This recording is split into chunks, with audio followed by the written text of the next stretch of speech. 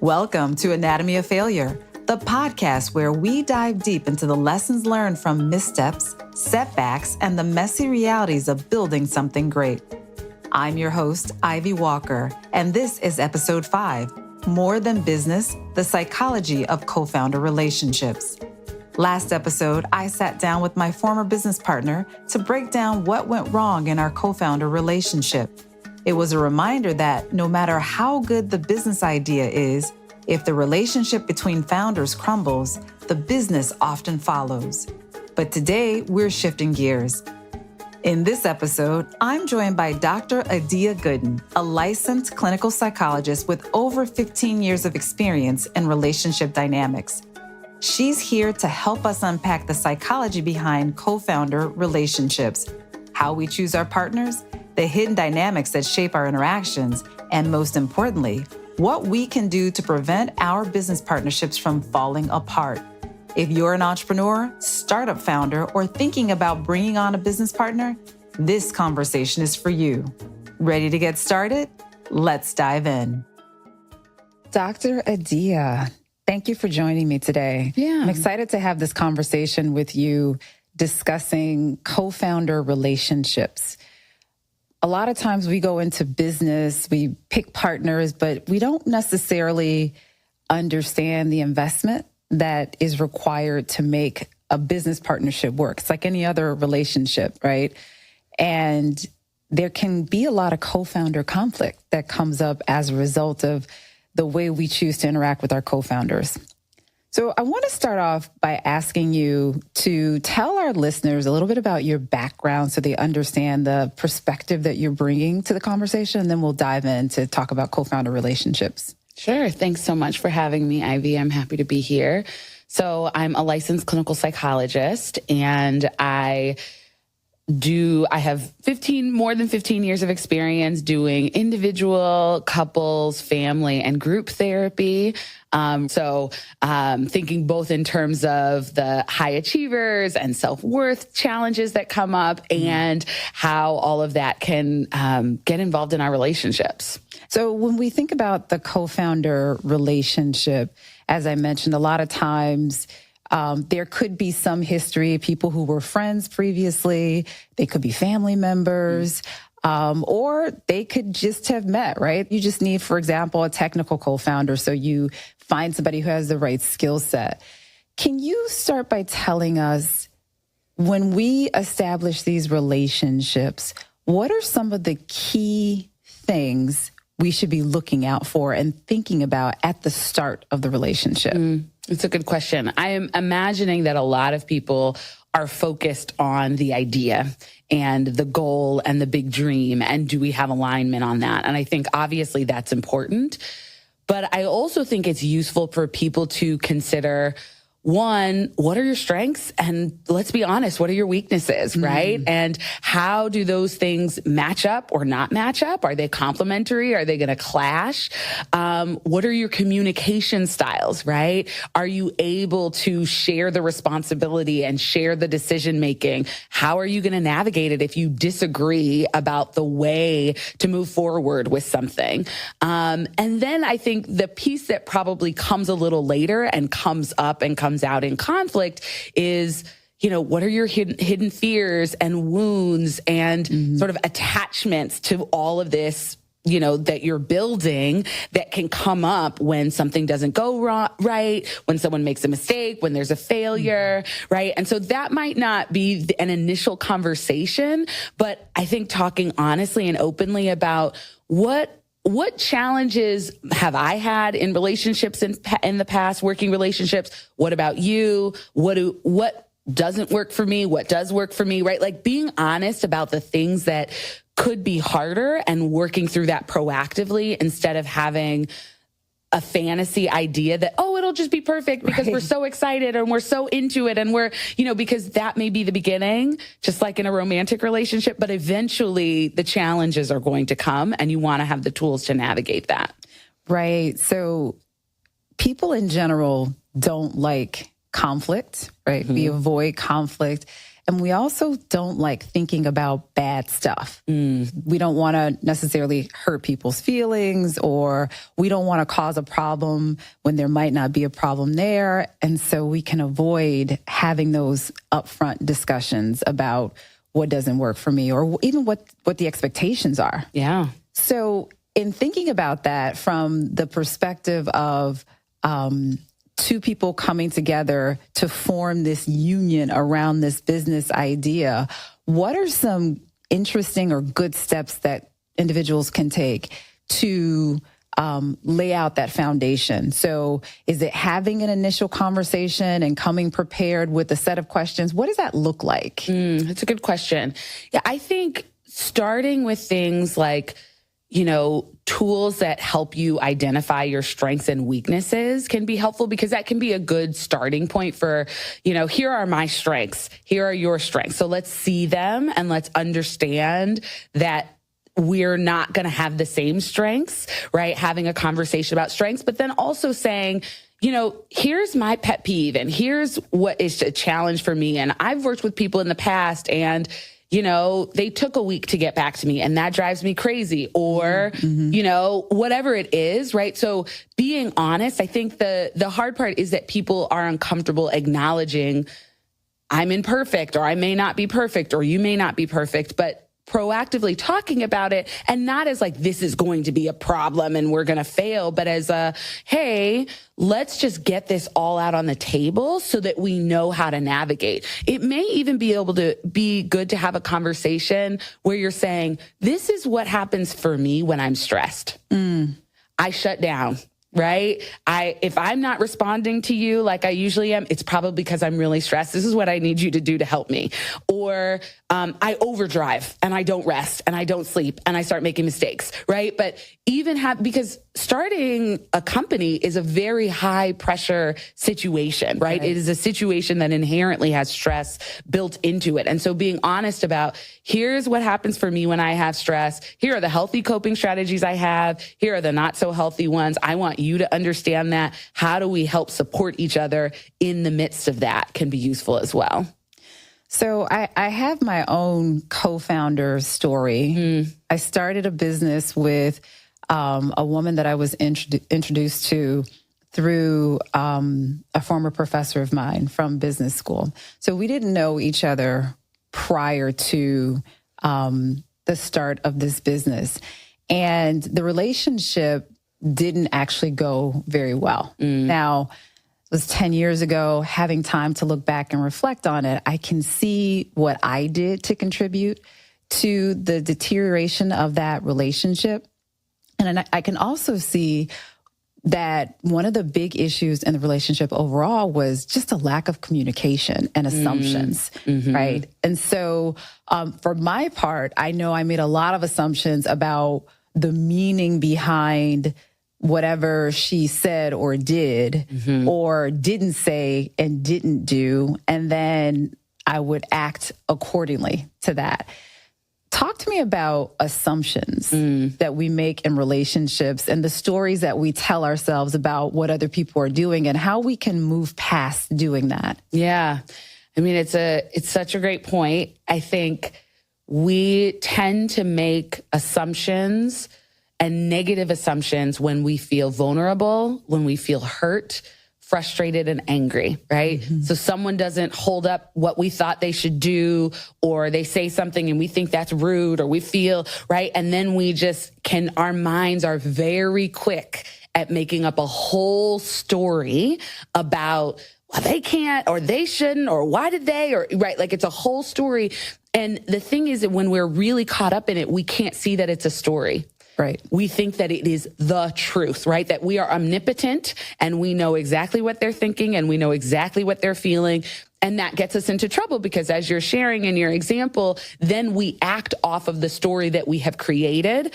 Our energy matches, well, if they're going to be disrespectful, then I'm going to do this, right? And then they're like, oh, and then you start something that may have been there, may not have been there, who knows, right? And so the practice of curiosity is incredibly helpful, right? The practice of, I wonder why she did that. That's interesting. That I wouldn't have done that. I wonder why and then just asking, right? Because often we make an assumption because, again, we feel hurt, we feel disrespected, we feel some kind of way. And then we make an assumption and then we don't ask, right? Because asking feels a little vulnerable. Right. Or we're like, well, why did you not, right? Like we're asking as an accusation versus asking because we're curious. I thought that we had talked about this. Can you help me understand why you didn't follow through on ABC as we discussed, right? And they might say, oh my gosh, I'm so sorry. I forgot, blah, blah, blah. When you've made the story of like, they just don't respect my decision making and they don't think that I made and they're just going rogue and right. Like, and so we want to slow down to be like, get curious. The other, recommendation I often give my clients is to say, the story I'm telling myself is that they're being really disrespectful and they don't trust me and they're just doing their own thing and we're no longer a partnership. Okay. Do you have factual evidence to support that? Right? And sort of even being curious about the story you're telling yourself so that you can slow yourself down to be like, okay, maybe this is an opportunity to have a conversation instead of going off and running on my assumptions. And so that actually brings up communication. We, in this day and age, use email and text a lot as forms of communication. And a lot is lost in an email, and a lot can be read into an email or a text, right? So tone is definitely missing. Talk about the role of forms of communication, the choice in the form of communication, how that can play a role in conflict or even conflict resolution. Yeah, I think it's important for people to understand what is appropriate for which forms of communication, right? Like what's appropriate for Slack, what's appropriate for text, what's appropriate for messaging, what's appropriate for email, what needs to actually be a conversation, right? And I think often because the conversations can feel so uncomfortable, if they are sort of conflictual conversations where we're navigating or bringing up something difficult, it can feel easier to just email about it or send a quick text about it or, write out a long email about it or whatever. And so I think it's important for people to remember, if you're dealing with something that is emotionally charged, right? Like if you know that there's a conflict brewing, if you know that internally you're not feeling good about something, that is probably a time when a conversation needs to be had, a live conversation. Ideally, you see the person's face and they see your face because we communicate in a lot of ways. One is verbally and with our words, but we also communicate in tone, in facial expression, in all of these things. And so even, if you're on the phone, which can be okay, but if you're on the phone or if you're on a video call, but cameras are off, you can't tell, is someone listening to me? Are they rolling their eyes? Are they listening intently and nodding? Right. And so emotionally charged, conflict-ridden conversations really should be happening live and in person or with virtually where you can see each other. Quick updates and information, FYI, communication, sure, text, email, Slack, all of that, but sort of having that time. And then obviously it's useful if you're in a co-founder relationship to have regular times when you are meeting and checking in.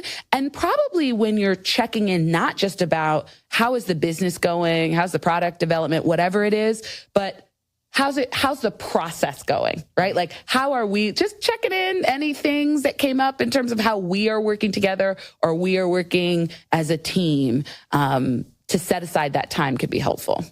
How much do our own fears and insecurities and past hurts and traumas and all those things, how much does that inform what we read into what's happening in the co-founder relationship?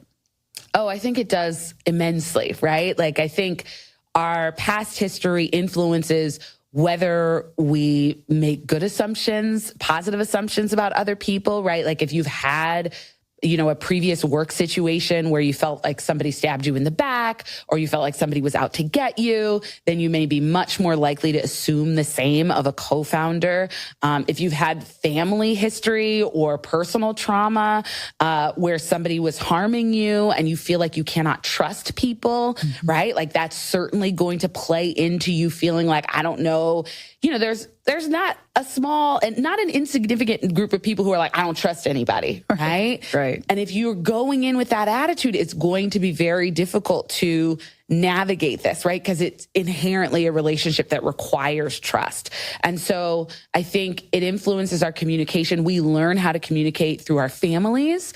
We learn how to communicate with friends. And if we saw parents arguing all the time or never talking, right? Many of us did not grow up in homes where we saw healthy communication, where we saw people saying, I disagree. I'm frustrated with you. Let's talk it out. Let's work it out, right? And so this is often the first time that people are sort of asked to take full responsibility for taking on that communication that may have never been modeled for them.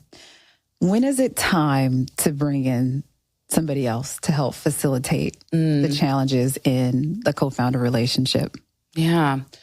I would say if you feel like you just cannot get on the same page, if you feel very caught up in the story, if both people feel very caught up in the stories and the narratives that they have created, and you're starting to feel like you're my enemy more than my partner, if you can't get through a conversation of disagreement without sort of arguing or shutting down or not, right? Like if there's no productive conversation, then it's probably a sign that you need an outside person to help you mediate, somebody who can hear both sides, help each person hear both sides, help come to a resolution and come to understanding.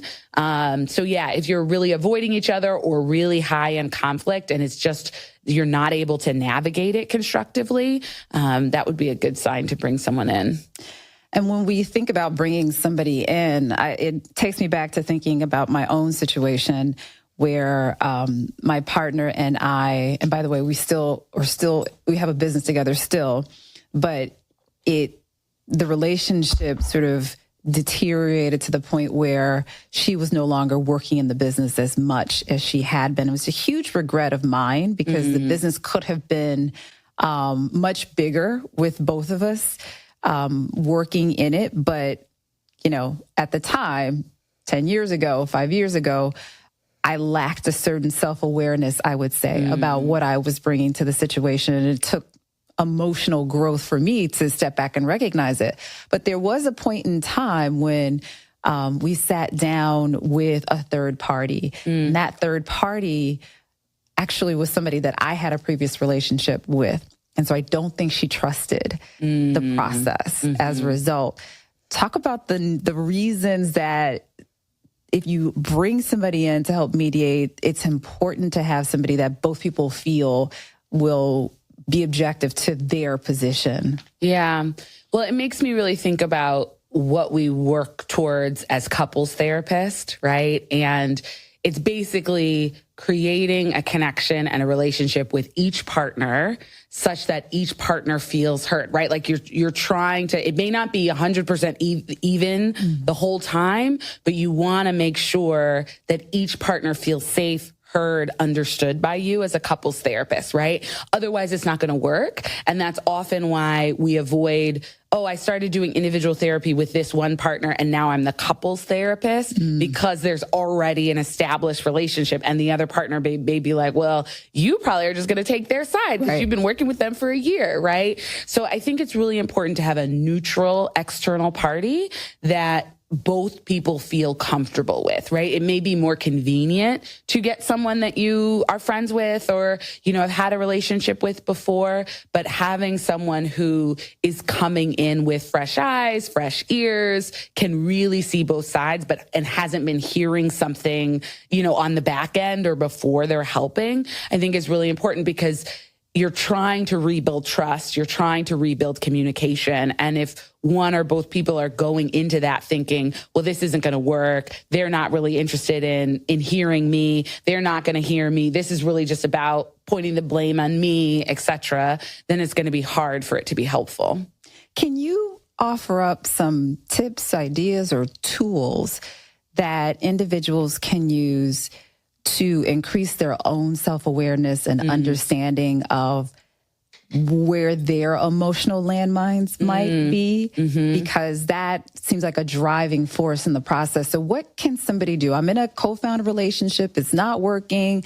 My business partner and I are not getting along. I feel like it's all their fault, right? A lot of that, right? That's the perspective we take. Like, I'm doing everything right and it's all their fault. If they would just listen, if they would just do this. But that's never the entire story. We always bring something to the conflict. So how can an individual who is in a difficult co-founder relationship start to assess themselves and figure out what they might be bringing so that they can address that? Yeah. Well, I am going to say that therapy is a really helpful tool because it is just a space where you can reflect on patterns and experiences, because sometimes what a therapist may say is this familiar to you? Does this dynamic remind you of anything? And you might say, oh, this is how me and my brother were, you know, when I was kids. Or, oh, it sounds like my mom. I feel like she's treating me like my mom, right? And so just even unearthing. And so, okay, so if you feel like you're being treated like your mom when you were 16, sometimes it's, do you feel like a 16-year-old sometimes when you're talking to your co-founder? I do, right? And so then you start to know, oh, I'm acting like a teenager, right? And so even having that space can be helpful. And I also would recommend people going back to that practice of curiosity, right? Like, what is it that's making me so angry?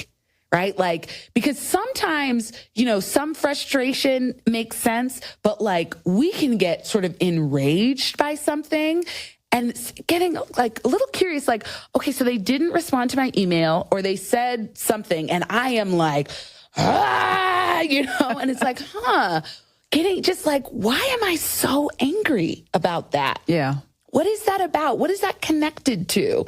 Does this remind me of anything? Right? And then also, you know, what is a way that I could show up better, right? How could I be more proud of myself in terms of how I'm showing up, right? Because at the end of the day, the only person that we can control is ourselves. And often when there's conflict, we sort of devolve into just reacting to what they're doing. But I think it's useful to take a step back and say, who do I want to be and how do I want to be in this situation?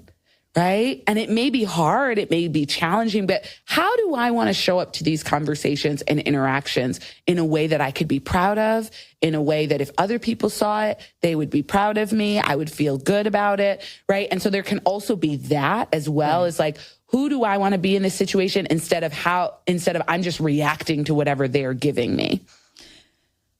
So let's say I'm in a co-founder relationship that we just don't get along. We've started this business. It's not working for us in terms of the way that we mesh, but neither one of us is leaving this business. So we got to figure out how to work together. What are your thoughts on when two people just don't mesh? How do you build a framework of interaction in order to keep the conflict to a minimum and not destroy the thing that you're trying to create? Yeah, it's a great question. I mean, I think my first thought goes to being very clear on roles and responsibilities and who's in charge of what and who's making the decision on what. And can you sort of be very clear on that so there's not a lot of stepping on each other's toes or like, oh, that was mine and you took it, and right? But it's like, okay, you're handling this pile over here, I'm handling that pile over there. I think the other piece is, even if you don't mesh, can you cultivate respect for each other? Because we're not going to like everybody. And we can still respect what someone brings. We can still respect their expertise, their insight, their, abilities, whatever it is, even if we're not like, yeah, I'd love to, hang out with you on the weekends, right? And so it's like, okay, let's clarify who's in charge of what, who is great at what, and going to do that. And how do we not step on each other's toes? And in that, how do we respect? Like, I respect that she is handling her business in this area and that isn't my area of strength. And so I'm really glad that she's doing it. Do I love exactly how she does it? Do I want to hang out with her and chat with her? No, but I can respect her and she's handling her business. And so and you know what? She respects me, that I am really good in these areas and I feel that respect. And so even if she doesn't always agree, she respects and honors my decisions, etc. And so I think that can be a piece, sort of going back to, well, why did you all decide to do this partnership in the first place? Because hopefully there was I see this in you and you see that in me. So let's return to that, honor that, and sort of like move together in a way that doesn't create a lot of conflict.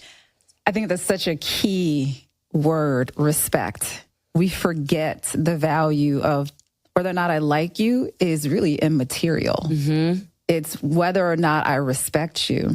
And I think sometimes we often cast this notion of respect as something that people have to go above and beyond to deserve. Like we set this criteria, this standard. I'm only going to respect you if ... And we sort of miss the point on what that looks like. Like, I respect you because you're a human, you're a sovereign human being. Yes. And you have a right to your reactions. You have a right to your thoughts. You have a right to your feelings. I might not like them. I might not agree with them, but I respect the fact that you're a sovereign human being, right? And so I think that can become challenging, though, for people in high conflict, emotionally charged situations to get back to that just basic concept of, I don't have to like you, but I am going to respect you. But that kind of also leads into being controlling and the need to control. When people start businesses, they typically have what I'm going to call nicely an outsized need to control. So given that, how do you let that go? And it goes to trust and respect, but what does that practically look like in a co-founder relationship or any relationship? Yeah, I mean, I think part of it is being able to manage your anxiety, right? Because often the driver of wanting and needing to control is, I need to control this so I don't feel anxious. And if I feel out of control, then I feel anxious, right? And so it's like, and then there's also this sort of like self-reliance. Like, it's just better if I'm doing it myself because then I don't have to trust anybody and then I don't have to worry about if it's being done right. And so part of it is deciding when you're sort of in your rational mind, right? Like when you're not activated and your prefrontal cortex is online, what is the division of responsibilities? What makes sense for who to do what, etc. And then when you start to feel out of control and start to feel like, but it's not exactly the way, like, then you need to breathe, right? You need to offer yourself some compassion, which is like, yeah, it makes sense that you want control because that's probably gotten you a lot of success in your life, right? You're probably a high achiever, type A, right? You managed, you controlled, you did everything. And so this releasing of control is something new and something that feels scary. Remembering also, like, what is the story you're telling yourself, which maybe they're not going to do it. It's all going to fall apart. If I don't do it, and it's not going to get done. Right. Like, and so, okay, is that the truth or is that a story you're telling yourself? Right. And reminding yourself, why did you choose to partner with this person? Well, they had this expertise, they had this experience, they had this knowledge, they had this blah, blah, blah. That means that I think they are the right person to fulfill on these roles and responsibilities. And then I just gotta be kind and take some deep breaths, right? And know that it will be okay. And then it's like, okay, on Monday it was done. And you're like, okay. And so hopefully over time, as you release some control, it's reinforced because they are doing what they said they would do. And so you realize, okay, right, I can trust them, right? And that gets built over time. Establishing those ground rules is really important. If we take nothing away from this conversation, is really being honest about who you are and where you are. But being honest about who you are and where you are requires that you know who you are and where you are. There's got to be some level of self-awareness. There's got to be some self-honesty. I think oftentimes we judge ourselves for having faults or flaws as if any of us in any way are perfect, right? And so it's hard to admit that, oh, I experience anxiety when XYZ, because then that's weak. You know, we live in a society where weakness is something that's very much frowned upon. I mean, we like the strong man, like the anything that is bravado and in your face, and not really the approach that is contemplative and reflective. And so as I'm talking to you and thinking about my own journey as an entrepreneur, I can look back and see that throughout this pathway, a lot of what has tripped me up is not wanting to acknowledge or admit my own weaknesses. And having come to a place where, one day I just said, you know what? There are ways in which I suck, right? That's just the truth. I'm working on it. I try to be the best person that I can be every day, but there are ways in which I still need to get better. And that's okay. Yeah. That's okay. I'm working on it, and that's the best that I can do.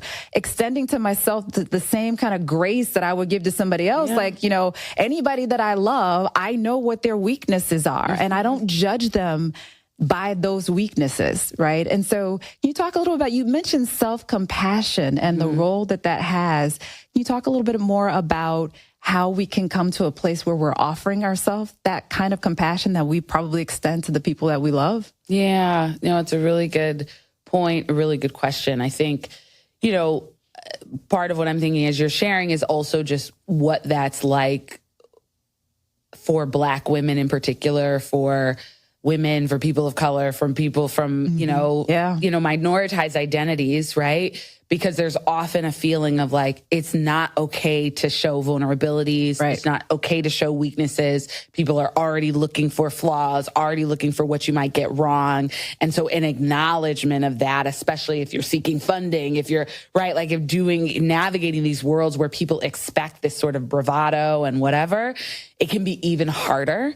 So I think just acknowledging that is important. Yep. I talk a lot about self-worth and how people can connect to their unconditional self-worth, which I define as the belief that you deserve to be alive, to be loved and cared for, and to take up space just because you're human. And I like to get people to think about that by imagining a baby, let's just say a 3-week-old baby. And if you've never, connected with a 3-week-old baby, they cannot do anything for themselves.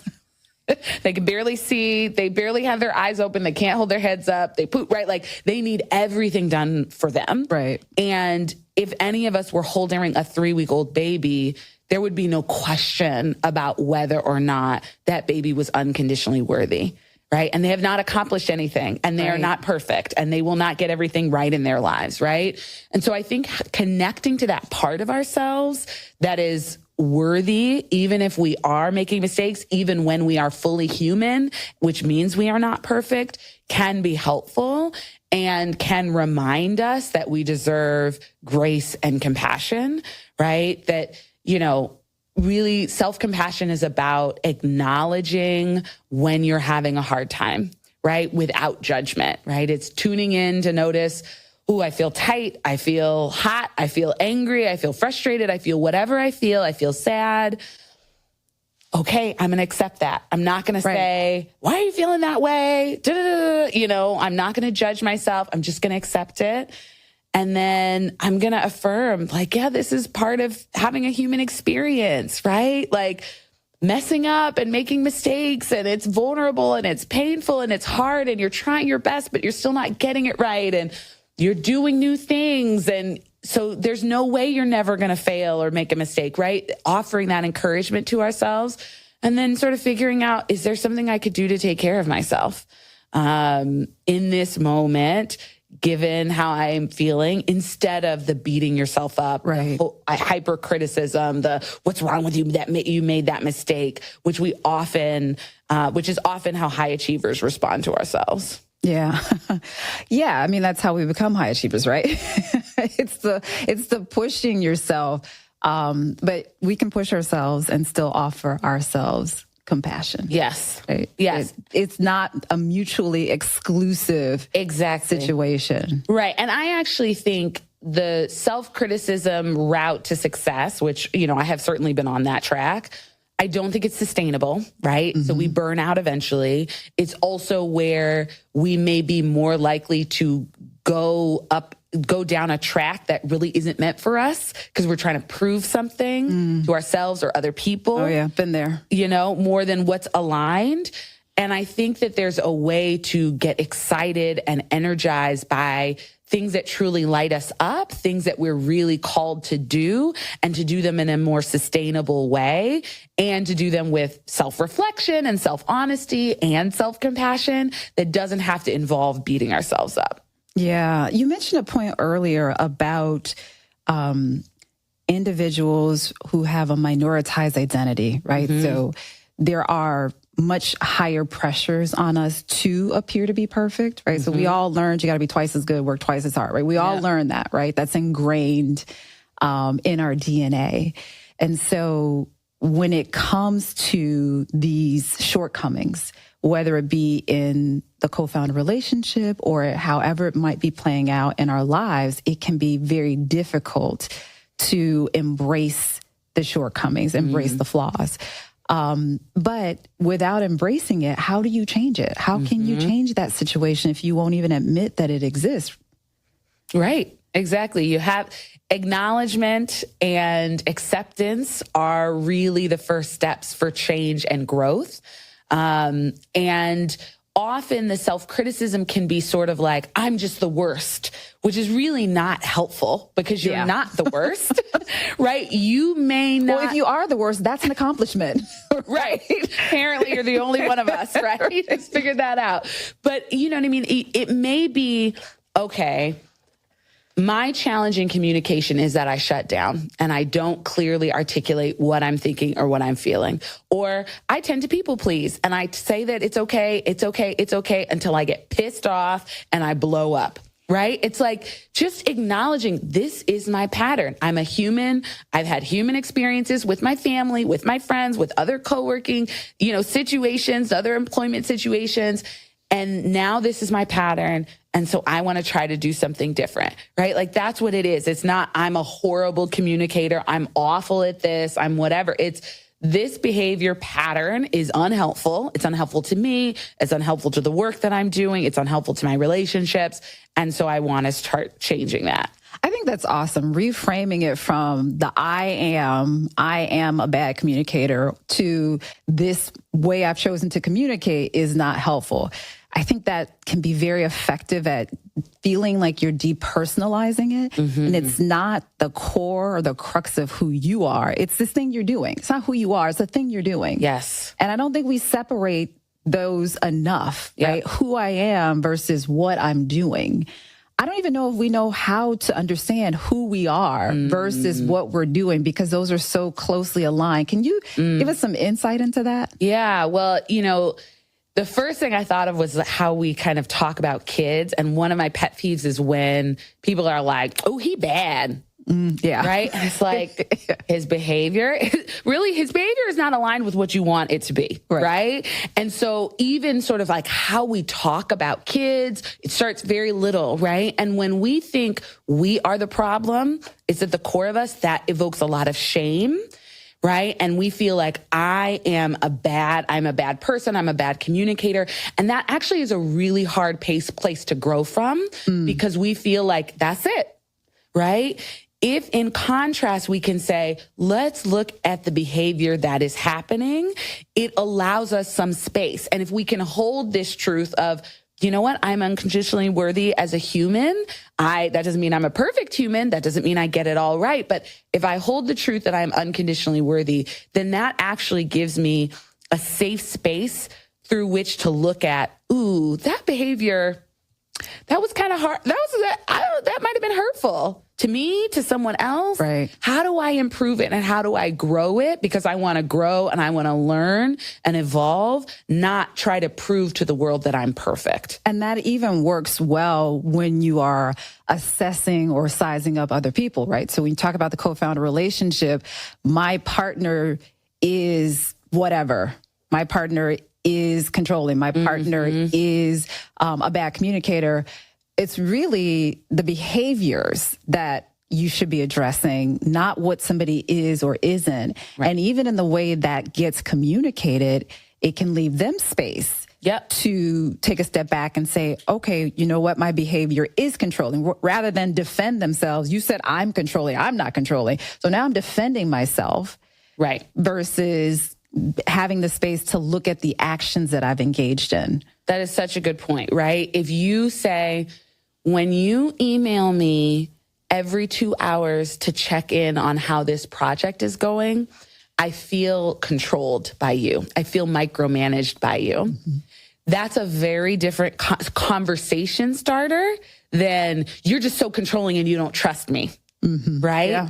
And so where do you go from there? When you've started there, where do you go but down? They're going to defend themselves. You're going to be like, right. But then if you say this behavior of you emailing me every 2 hours to check makes me feel like you don't trust me and you don't trust my process and it makes me feel controlled, then I'm not trying to control you. I'm sorry. I'm really anxious about it. Let me step back. Can we just agree that at the end of every day, there'll be a status update because I realize I can't do this next thing until this is done. I'm going to work on managing my own anxiety. I mean, this would be ideal situation, right? But I'm going to work on managing my own anxiety. I will not email you every 2 hours. I could see how that would be frustrating. Right, exactly. So after co-founders have found a way to work through the conflict or figure out how they're going to work together, what tips or advice would you give for maintaining that emotional hygiene, for keeping things running smoothly? Yeah, it's a great question. I mean, I would recommend, maybe monthly check-ins and quarterly kind of longer check-ins, right? So if you're going to do a monthly check-in, just like, hey, how are we feeling about, once things are good, how are we feeling about how we're working together, right? Are there things So a relationship check-in. Yeah, relationship check-in. Because, I'm sure you're meeting and talking all of the time, but you're talking about the business, the company. You're not necessarily talking about how are we communicating. And we don't want to turn into, when you watch the reality shows and it's like every 5 minutes, they're like, how do you feel like we're communicating? Do you feel like we're getting along? It's like, okay, that's a little too much, right? But, like a monthly check-in where you're like, okay, how do we each feel we've been doing as co-founders, right? I actually feel like I've gotten better at this, but I think I've been slipping back on that. What about you, right? An opportunity for each of you to bring your own. I think I'm doing well. I think I'm, maybe not doing as well. And then the other person say, this came up a couple weeks ago and it kind of irritated me. It wasn't a big deal, but I would like it to not happen again. Can we talk about that? Right. So having that space once a month. And then if you have sort of quarterly retreats or 6-month retreats or, longer meetings, annual, creating space to say, okay, how are we getting along? How are we doing this together? What do we want to improve? What are we doing really well? To just make sure. And I know those things are uncomfortable, right? These conversations are not usually the most fun or comfortable, and it can feel easier to just focus on the product and not the process. But that is going to be the important, it's like exercise, right? That exercise that you don't want to do is usually the one you need to do at the gym, right? Yeah. And so it's I don't want to do it, but you do it and you're like, okay, I'm glad I did it. I knew I needed it. And so I would implement some kind of regular ways to have those conversations. I like that. That's a really important thing. Something that I didn't do in my relationship with my co-founder. So I think we've covered a lot of ground today. Any last thoughts or words of advice for people who are considering partnering with somebody to launch a business, or people who may already be in a situation and it's, challenging? Yeah. I think it's useful to sort of go into these relationships thinking this is another human being, and no human being is perfect. I'm not perfect. They are not perfect. Let's drop the fantasy that it's just, because sometimes it could be a love affair in the beginning. So let's drop the fantasy that everything is going to go perfect. And also, how do each of you commit to talking to each other when things start to get hard, right? Instead of waiting and waiting and waiting, right? So making a commitment to say, hey, we're going to tell each other if there's something brewing, if we feel like, we feel disrespected, or we feel hurt, or we feel misunderstood, we're going to commit to having that hard conversation about it so we can nip things in the bud and we can focus on what we are really here for and not let our relationship take over and take up all the space in the business. That's how it happens, is when there are problems in the relationship, then that takes up too much space and you're not focused on what you're supposed to be focused on, right? But if you can sort of address things as they come, and that doesn't mean every time someone annoys you, you're like, you're getting on my nerves, right? But like, if it's a more serious thing, you can address it, then you can make the main thing the main thing. Well, thank you so much, Dr. Adia. This has been very enlightening for me. Should I ever enter into another co-founder relationship, I've learned a lot that I would put into practice. But thank you for joining us today. You're so welcome. Thank you for having me. Thanks for joining for this episode. One of the biggest takeaways: self-awareness and communication are everything. If you don't take the time to understand yourself, your fears, your triggers, your communication style, you're setting yourself up for friction with your co-founder. And avoiding tough conversations doesn't make the problems go away. It just delays the explosion. If you found this conversation helpful, be sure to subscribe and leave us a review. You can find the video version of each episode on my website, anatomyoffailurepodcast.com, where you can also get tools to help you apply what you learn in each episode. Thanks again for tuning in to Anatomy of Failure, the podcast where we dissect what went wrong so you can get it right. I'll catch you next time.